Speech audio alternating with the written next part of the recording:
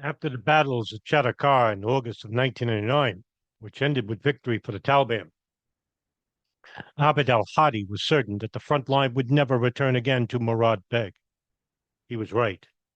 During the years 2000 and 2001, the old road front between Taliban and Ahmad Shah Massoud continued to be situated in the Qarabag area, some kilometers south of Chattakar. Here, the occasional clashes between Taliban and Massoud continued. At the same time, Taliban started building up forces in northern Afghanistan in the provinces of Takhar and Baghlan to gradually encircle Massoud and Rabbani's remaining strongholds in the Panjshir and Bakashan. By now, Taliban controlled about 90% of Afghanistan's territory. From mid-1999 to early 2001, there was a gap in al-Qaeda's operational reporting. Other sources suggest that after 1999, the Arabs established a new front line in an area called Dosarak, and the Murad Beg area was turned into a training and administrative site. Al-Hindush Kashi was present at the time the Arabs established a new front line. Quote, after a few days, we settled in Dosarak area. We established our center there to the right of the main old road. The Pakistanis established their center to the left of the road. In this way, we would ensure the protection of the road while the Afghan brothers advanced. The house was used as a center, was a rear area of our trenches, which was situated 150 meters in front of it, end quote. The Arabs at Dosadak seem to have fulfilled the same military role as the Arabs previously at Murad Beg. The purpose of the Arab position was to observe the old road and to hinder Massoud's forces from advancing, should they break through the Taliban's first front line further north. The number of Arabs present at the front lines must have increased after 1999 due to the influx of new recruits to al-Qaeda's training camps. In 1997, there were some 20 al-Qaeda fighters on the Taliban's front lines. In early 2001, the number was reportedly between 80 and 120, according to an informed source. However, there was no drastic increase in the number of combat positions manned by Arabs. In 2001, the Arabs manned a secondary front line position called the Omar Saif Center. It was on the old road. It is likely identical to the center they established in Dosarak after the Chattakar offensive. The name was likely a tribute to Omar Saif al-Filistini, who was killed in the second phase of that offensive. In addition, Arabs established a presence at the Bagram front line, which they had abandoned in November of 1998. Third large concentration of Arabs north of Kabul was at Murad Beg, where al-Qaeda had established a Malik training camp in late 2000 as a supplement to Al-Faruq camp in Kandahar. Arabs also worked in rear positions closer to Kabul, carrying out administrative and logistical tasks.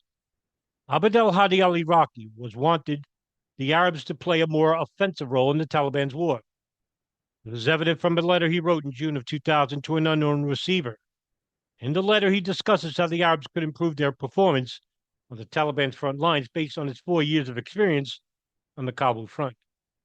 In Abd al-Hadi's view, the participation of the Arabs must still seek to fulfill two purposes: to assist the Taliban, to use the front line as a training ground for al-Qaeda's own members.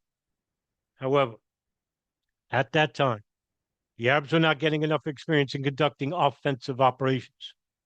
He does not elaborate on the reasons for this, but notes that al-Qaeda's own training programs had so far created inflation in certain skills such as the defensive operations, heavy weapons, whereabouts other skills such as offensive operations were lacking.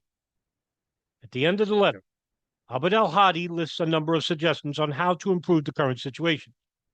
The last point is the most specific: putting in place clear policies to join the Taliban on the front. Elaborating the issue, he says the Arabs should take part in the Taliban's offensive operations, as well as in the defensive ones.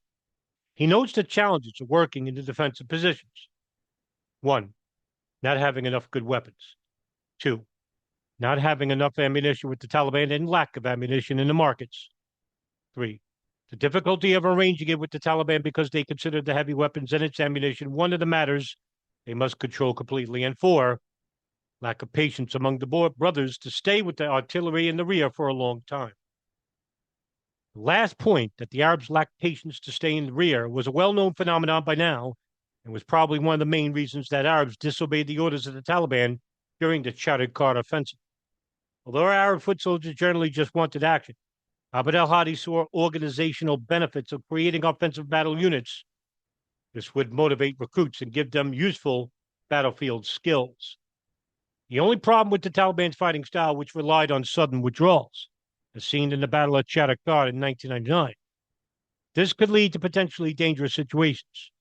In the worst case, the Arabs would be abandoned in the middle of the battle and end up being massacred or imprisoned by Massoud's forces. But Abd al-Hadi had a different number of solutions at hand. Basically, the Arabs had to be self-sufficient during battle by setting up their own emergency response force, medical unit, and artillery support.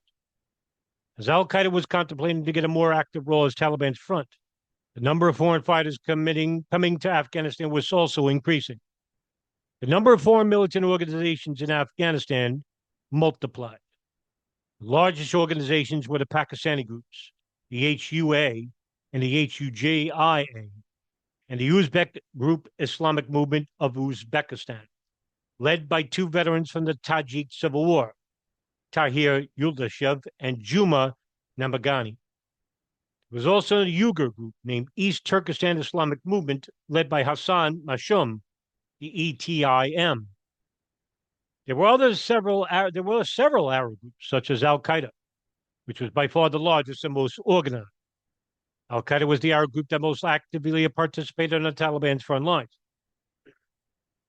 According to Mustafa Hamid, Al-Qaeda in early 2001 had around 80 to 100 people on Taliban's front lines. The Libyans had 11, and Abu Musab al-Suri had between 10 and 20. The Central Asians and Pakistanis had 300 to 400 fighters on the Taliban's front line, according to conservative estimates. The increase in the number of groups fighting for the Taliban created a need for better organization. This was perhaps the main motivation for Mullah Omar's establishment of a foreign brigade in spring of 2001. The brigade, which was also referenced to as Brigade 21, 22nd Division, or the Arabic 4 Brigade, was a military unit established by Mullah Omar around March of 2001. It was organized under the Taliban's Ministry of Defense, and the purpose was to gather all foreign fighters in Afghanistan under one command. Mullah Omar appointed Juma Namagani, the military commander of the IMU, as the supreme commander for the brigade.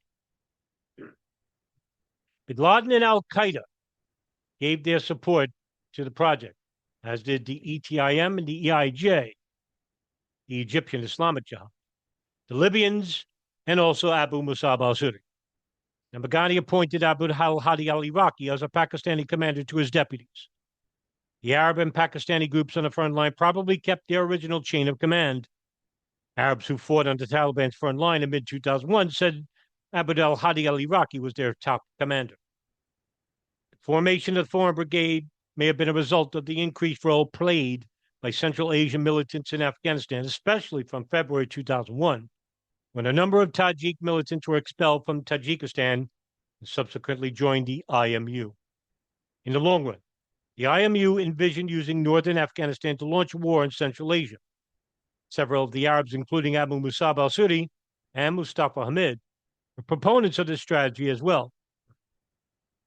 Needless to say, the issue would have created major controversies within the Taliban, who were ever torn between the conflicting aims of consolidating their nascent Islamic State and supporting the plight of oppressed Muslims elsewhere. By convincing IMU to join the fight on the Taliban's front lines, the Taliban put off the issue of jihad in Central Asia. Another motivation for forming the brigade, mentioned by several independent sources, was that Mullah Omar was tired of the bickering between the various foreign militants in Afghanistan about who should be their leader. Even if al-Qaeda did not get the leading role, bin Laden supported the brigade. Al-Qaeda was generally defiant to the Taliban's orders and was in favor of efforts to unify the ranks of the Muslims. After the brigade was established, the Arabs expanded their presence to northern Afghanistan in connection with the general buildup of Taliban forces in Kunduz and Takhar. Kabul front line in this period was relatively calm. The Taliban strategy at the time was to first capture the northwestern provinces of Takhar and Badakhshan if they succeeded.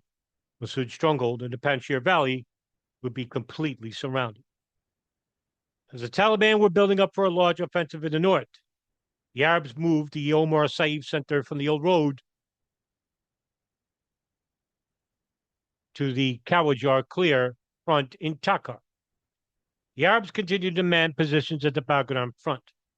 This is confirmed by Arabs who were present at the Kabul front in 2001. As the Taliban started building up for a large offensive in the north in spring 2001, Arabs were sent to either Bagram or Takat. John Walker Lynn, known as the American Taliban, was among the foreign volunteers who were sent to the Takkar front line. In other words, the Arabs did not open up new fronts. They simply moved their fighters from one front to the other. Abd al-Salam al-Hadrani, the Yemeni deputy of Abd al-Hadi, moved to the Takkar front in this period and was the overall commander of the Arabs there. Arabs who went to Takkar fought together with Uzbeks and Pakistanis in the framework of Juma Namagani's Foreign Brigade. The brigade by this time was responsible for a section of the Kawajar front line. It was well organized with front and back line positions, heavy weapon support, resting and supply areas, and a medical clinic staffed with Russian-trained doctors. Little is known about the relationship between Abu al-Hadi al-Iraqi and Juma Namagani. According to one source, Abd al-Hadi initially was upset with the decision to appoint Juma Namagani as overall commander and threatened to withdraw his force from the front. However, he complied after bin Laden ordered him to do so. Juma Namagani was a former Soviet paratrooper who, ironically, had fought in the Afghan-Soviet War on the side of the Russians. Afterwards, he switched sides and fought with the Islamists in the Tajik Civil War before establishing the IMU together with Tahir Yudashev.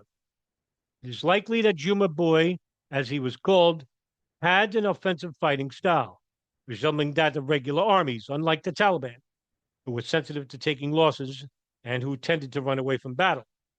As Abd al-Hadi once put it, he suggests Arabs from now on had the opportunity to play a more independent and offensive role in the war, as Abd al-Hadi had envisioned in mid-2000. Mustafa Hamid suggested that bin Laden in spring of 2001 did not give priority to fighting at the Taliban's front lines. However, other sources disagree. Bin Laden continued to encourage the other Arab groups in Afghanistan to fight for the Taliban. He publicly swore allegiance to Mullah Omar, and al-Qaeda used some of their top military positions. Prepare for a spectacular operation far behind Taliban's enemy lines. The assassination of the Taliban's arch enemy, Ahmad Shah Massoud.